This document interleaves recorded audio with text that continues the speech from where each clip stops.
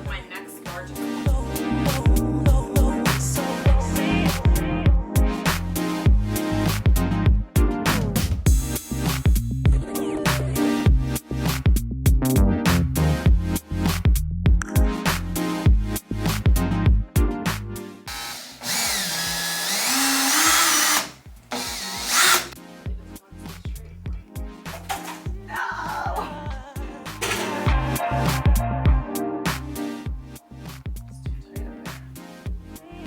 This one, Final Cut coffee table, has a little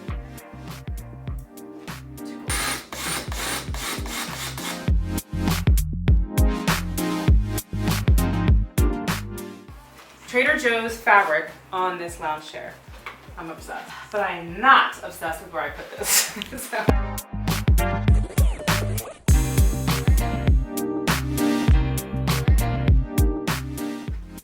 All right, so the paint is dry. I fixed these articles last. So it's done. Nope. I'll try that again. I'm all done. Nope. That's not how I would say it. So there you have it, guys. The gallery wall is complete here at my studio. It's looking really, really good. What do you guys think?